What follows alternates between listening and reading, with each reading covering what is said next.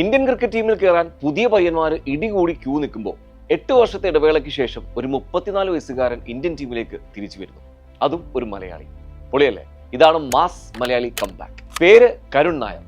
ആലപ്പുഴക്കാരായിട്ടുള്ള മാതാപിതാക്കളുടെ ഏക മകൻ. 2016 ഇന്ത്യൻ ടീമിലേക്ക് എത്തിയത് തന്നെ റെക്കോർഡ് ഇട്ടുകൊണ്ടാണ്. തന്റെ മൂന്നാമത്തെ മാത്രം ഇന്നിംഗ്സിൽ തന്നെ അദ്ദേഹം ട്രിപ്പിൾ സെഞ്ചുറി നേടി. ഇന്ത്യക്കാരിൽ ആകെ 300 റൺസ് അടിച്ചിട്ടുള്ളത് അന്നും ഇന്നും വീരേന്ദ്ര സെവാഗ് മാത്രമാണ്. പിന്നെ കരുൺ. ഒപ്പം ടെസ്റ്റ് ക്രിക്കറ്റ് ചരിത്രത്തിൽ ട്രിപ്പിൾ സെഞ്ചുറി നേടുന്ന ക്വിക്കസ്റ്റ് ബാറ്റ്സ്മാൻ, കന്നി സെഞ്ചുറി തന്നെ 300 ആക്കി മാറ്റിയ ലോകത്തെ മൂന്നാമത്തെ മാത്രം ബാറ്റ്സ്മാൻ, അങ്ങനെ പല റെക്കോർഡുകളും ആ മാച്ചിൽ തന്നെ പുള്ളിക്ക് കിട്ടി. കൂടെ മാൻ ഓഫ് ദ മാച്ച് ട്രോഫിയും. പക്ഷേ തൊട്ടടുത്ത മത്സരത്തിൽ തന്നെ ടീമിൽ നിന്നും പുറത്ത്. കാരണം പുള്ളി അജിൻക്യ രഹാനെക്ക് പകരക്കാരനായി വന്നതായിരുന്നു. അതൊരു ഷോക്കായിരുന്നു.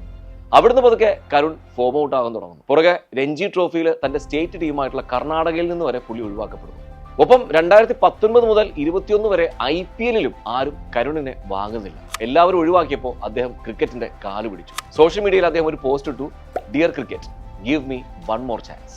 വീണ്ടും അദ്ദേഹം പാഡ് കിട്ടിയിറങ്ങുന്നു. അങ്ങനെ കിട്ടിയ അവസരങ്ങളെല്ലാം വീണ്ടും വീണ്ടും അദ്ദേഹം കഴിവ് തെളിയിച്ചുകൊണ്ടേയിരുന്നു. ആ പ്രകടനങ്ങൾ ഇന്ത്യ A ടീമിലും ഇന്ത്യ റെഡ് ടീമിലും ഒക്കെ അദ്ദേഹത്തിന് സ്ഥാനം നേടിക്കൊടുത്തു. അങ്ങനെ വന്ന് ഇക്കഴിഞ്ഞ വിജയ് ഹസാരെ സീസണിൽ 6 സെഞ്ചുറി അടക്കം 863 റൺസ് നേടിയ കരുൺ ഓപ്പോസിറ്റ് ടീമിലെ ബോളർമാർക്ക് പുറത്താക്കാൻ കഴിയാതെ 542 റൺസ് എന്ന റെക്കോർഡ് വരെ കുറിച്ചിട്ടു.